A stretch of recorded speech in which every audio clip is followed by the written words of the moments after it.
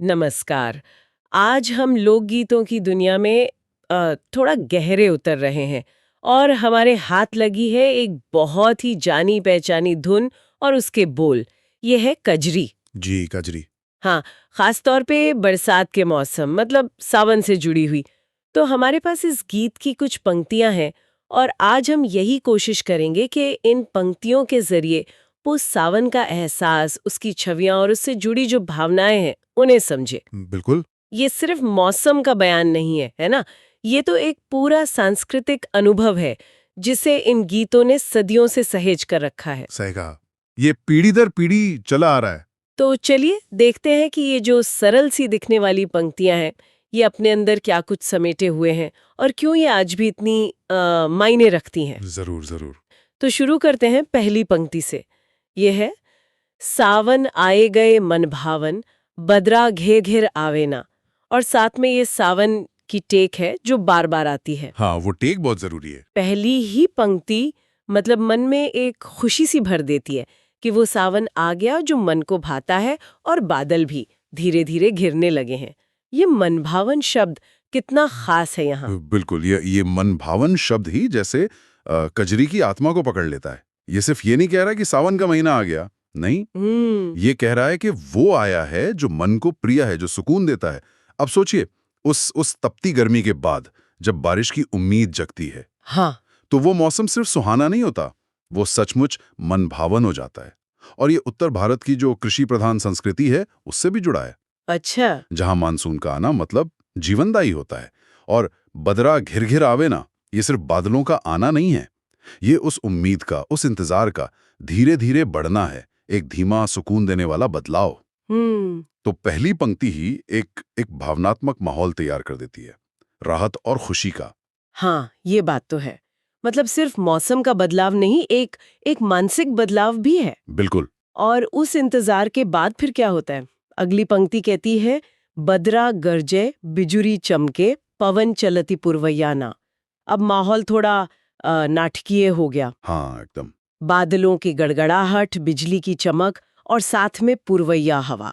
ये पुरवैया का जिक्र ये क्यों इतना अहम माना जाता है? देखिए, पुरवैया का जिक्र आपको लोकगीतों में और यहाँ तक कि शास्त्रीय संगीत की बंदिशों में भी खूब मिलेगा। अच्छा। ये पूरब से चलने वाली हवा है और पारंपरिक ज्ञान ये मानता है कि यही हवा बंगाल की खाड़ी से नमी लेकर आती है हम्म। और उत्तर भारत के मैदानी इलाकों में बारिश कराती है। तो इसका जिक्र करना दिखाता है कि गीत लिखने वाला वो प्रकृति के संकेतों को कितनी बारीकी से समझता था। सही बात है। ये सिर्फ यूं समझे कि भौगोलिक सटीकता नहीं है, ये उस हवा का स्वागत है जो बारिश लाने वाली है। हाँ हाँ। और फिर गड़गड़ाहट और चमक, ये मानसून के आने की घोषणा है, उसकी शक्ति का एहसास है। हम्म। ये सिर्फ बूंदे नहीं हैं, ये एक पूरी घटना है, प्रकृति का एक भव्य प्रदर्शन। ये पंक्तियां उस शक्ति और थोड़े से भय मिश्रित रोमांच को पकड़ती हैं जो तेज बारिश के पहले महसूस होता है। समझी। यानी पहले इंतजार की खुशी, फिर आगमन का ड्रामा और फिर आखिरकार बारिश होती है। लेकिन कैसे? रिमझिम रिमझिम मेहा बरसे धरती का नहावे नाव। ये रिमझिम शब्द मुझे बहुत आकर्षित करता है। ये उस भारी गड़गड़ाहट के बाद एक नरमी लाता है ना? बिल्कुल सही कहा आपने। रिमझिम, ये शब्द ध्वन्यात्मक भी है, मतलब आवाज से ही पता चलता है। ये हल्की, लगातार हो रही बारिश की आवाज का एहसास कराता है। हाँ। ये वो मूसलाधार बारिश नहीं है, ये वो बारिश है जो धरती में धीरे धीरे जज्ब होती है। और फिर धरती का नहावे नाव, ये पंक्ति तो कमाल की है ना? ये सिर्फ जमीन गीली होने की बात नहीं है, जी। ये एक रूपक है, मेटाफर। अच्छा। महीनों की धूल, गर्मी और प्यास के बाद धरती मानो सचमुच नहा रही है, साफ हो रही है, ताजा हो रही है। इसमें एक शुद्धिकरण का भाव है। हाँ, और सिर्फ धरती ही नहीं, पेड़ पौधे, घर, सब कुछ धुल जाता है। हवा में एक अलग सी ताजगी आ जाती है, मिट्टी की वो सौंधी महक उठती है जिसे हम सब पहचानते हैं। हाँ बिल्कुल। ये पंक्ति प्रकृति के पुनर्जीवन का प्रतीक है और ये पुनर्जीवन कोमलता से शुरू हो रहा है, रिमझिम बरसते हुए। और इस नहाने और ताजगी के साथ प्रकृति की दूसरी आवाजें भी जाग उठती हैं। अगली पंक्ति है, दादुर मोर पपीहा बोले जियरा मोर हुलसावेना। मेंढक, मोर, पपीहा, ये तीनों तो जैसे सावन के अनिवार्य गायक बन जाते हैं। हाँ हाँ बिल्कुल। इन आवाजों का क्या खास महत्व है? देखिए, ये आवाजें सिर्फ शोर नहीं है, ये मानसून के पारिस्थितिकी तंत्र यानी इकोसिस्टम के सक्रिय होने का संगीत है। अच्छा। दादुर यानी मेंढक की टर्टर बारिश के बाद आम है। ये उनके प्रजनन काल का संकेत भी है, यानी जीवन का चक्र आगे बढ़ रहा है। मोर का बारिश से तो गहरा नाता है ही। उसका बादलों को देखकर नाचना और वो केका ध्वनि करना खुशी और स्वागत का प्रतीक माना जाता है।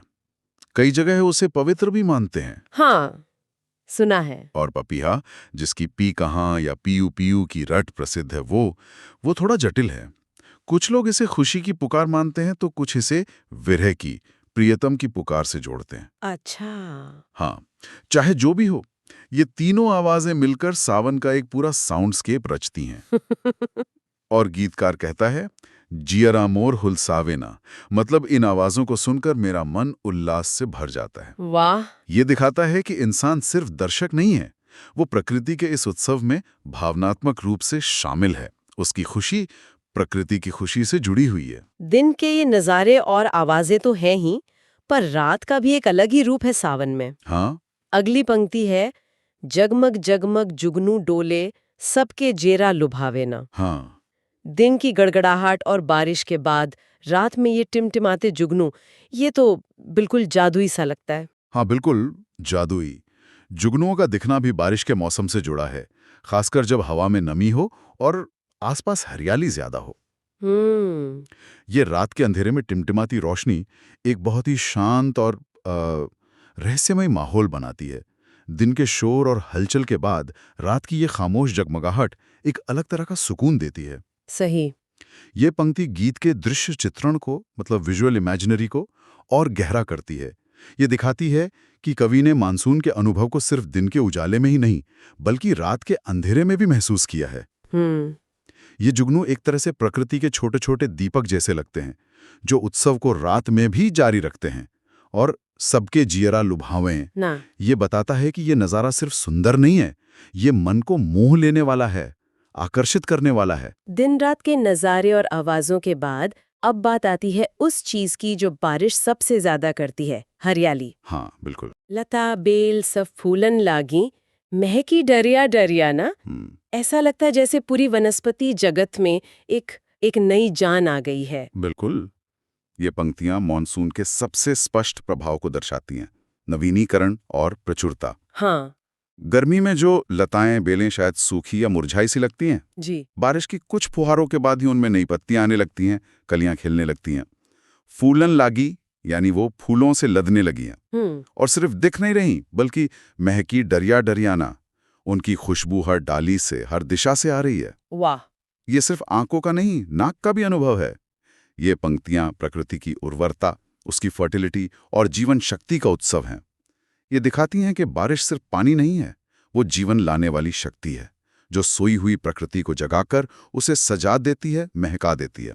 उमंग से भर गए हैं, किनारों तक आ गए हैं, उमड़े। हाँ। और इस बाहरी समृद्धि का असर सीधे मन पर हो रहा है। हमरो जियरा सरसईना, ये सरसई होने का क्या मतलब है यहाँ?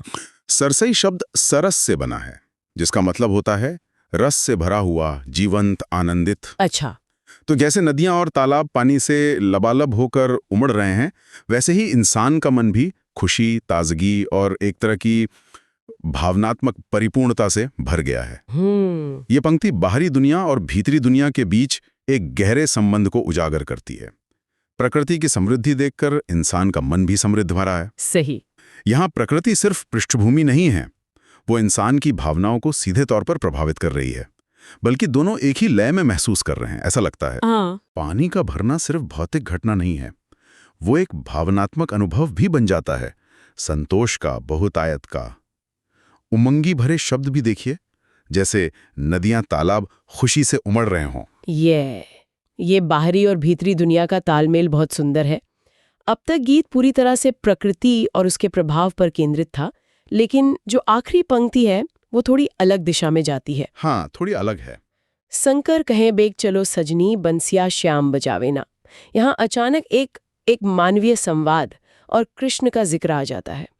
ये बदलाव क्यों और ये शंकर कौन हो सकते हैं? देखिए, ये कजरी और कई दूसरे लोकगीतों की एक खासियत है कि उनमें प्रकृति वर्णन के साथ अक्सर मानवीय रिश्ते, प्रेम, विरह या भक्ति के तत्व भी घुल मिल जाते हैं। अच्छा। यहाँ शंकर संभवतः कवि या गायक का नाम या उनकी छाप है। छाप। हाँ, छाप। लोक कवियों की ये पुरानी परंपरा रही है कि वो अपनी रचना के अंत में अपना नाम या कोई पहचान छोड़ देते थे। उसे छाप लगाना कहते हैं। समझी। अब पंक्ति के भाव पर आते हैं। बेगी चलो सजनी, बंसिया श्याम बजावे ना। ये सावन के उस रोमांटिक और आध्यात्मिक माहौल को मानवीय धरातल पर ले आता है। हाँ। कृष्ण का बांसुरी बजाना भारतीय संस्कृति में प्रेम, आकर्षण और दिव्य पुकार का एक बहुत शक्तिशाली प्रतीक है। हाँ, बिल्कुल। खासकर मानसून के मौसम में वृंदावन में राधा कृष्ण की लीलाओं का जिक्र खूब होता है, जिनमें बारिश और प्रकृति का अहम रोल होता है। हाँ। तो यहाँ कवि शायद कह रहा है कि प्रकृति तो इतनी सुंदर हो ही गई है, ऊपर से श्याम की बांसुरी की धुन भी सुनाई दे रही है, तो हे सजनी, जल्दी चलो, इस दिव्य या प्रेम भरे अनुभव का हिस्सा बने। अच्छा। ये पंक्ति गीत को सिर्फ प्रकृति के उत्सव से आगे ले जाकर उसे मानवीय प्रेम या भक्ति से जोड़ देती है, उसे एक नई परत देती है। तो अगर हम इन सभी पंक्तियों को एक साथ देखें, सावन के उस टेक के साथ, तो ये गीत एक पूरी यात्रा कराता है। हाँ, एक पूरी यात्रा। ये सावन के आने की खुशी और इंतजार से शुरू होता है, फिर बादलों की गड़गड़ाहट और बिजली की चमक के वो नाटकीय दृश्य, फिर रिमझिम बारिश की कोमलता और धरती के नहाने का एहसास,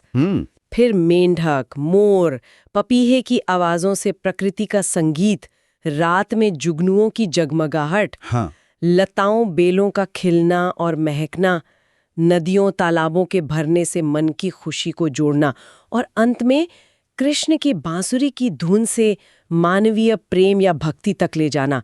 ये तो कुछ पंक्तियों में एक पूरा संसार रच दिया गया है। बिल्कुल, यही कजरी और ऐसे लोकगीतों की खूबी है। इन पंक्तियों से कजरी का सार उभर कर आता है। ये मूलतः मॉनसून का, सावन का उत्सव है, लेकिन ये उत्सव सिर्फ सतही खुशी का नहीं है। ये प्रकृति के बहुत ही सूक्ष्म निरीक्षण पर आधारित है। हवा की दिशा, पुरवैया, बारिश की लय, रिमझिम, खास जीवों की आवाजें, वनस्पतियों का बदलना, पानी का जमा होना, हाँ, सब कुछ। और फिर ये इन सबको मानवीय भावनाओं, खुशी, उल्लास, ताजगी, प्रेम, भक्ति से बड़ी सहजता से जोड़ देता है। ये गीत दिखाते हैं कि उस समय का समाज प्रकृति से कितना गहराई से जुड़ा हुआ था। सही बात है। उसके हर बदलाव को कैसे महसूस करता था और उसे अपने जीवन और अपनी कला में कैसे पिरोता था। ये लोकगीत सिर्फ मनोरंजन नहीं है, ये उस दौर की समझ, सांस्कृतिक मान्यताओं और प्रकृति के साथ इंसान के रिश्ते का एक जीवंत दस्तावेज है, जो पीढ़ी दर पीढ़ी मौखिक रूप से चलते आए हैं। वाकई ये पंक्तियां हमें याद दिलाती हैं कि प्रकृति को सिर्फ देखना नहीं, उसे महसूस करना, उसकी लय को समझना कितना जरूरी है। चलिए, इस चर्चा के अंत में अपने सुनने वालों के लिए एक सवाल छोड़ जाते हैं। हाँ, जरूर। ये सोचने वाली बात है कि इस पारंपरिक कजरी गीत में मानसून का जो अनुभव रचा गया है, प्रकृति का इतना जीवंत होना, हर तरफ उत्सव का माहौल, जीवन की एक धीमी और गहरी लय, प्रकृति और इंसान के बीच का वो सहज जुड़ाव, क्या वो आज के हमारे जीवन, खासकर तेज रफ्तार शहरी जीवन में बरसात के मौसम के अनुभवों से मेल खाता है, या वो अनुभव अब बहुत बदल गया है? ये सोचने वाली बात है। क्या आज भी हम बारिश में मेंढक, मोर या पपीहे की आवाज पर उतना ध्यान देते हैं, या उन्हें सुनकर वैसा ही जियारा हुल्स आता है? क्या धरती का नहाना हमारे लिए अब भी वही मायने रखता है? ये पारंपरिक नजरिया और आज का जो अनुभव है, उसके बीच का फासला या समानता, ये सोचने लायक है।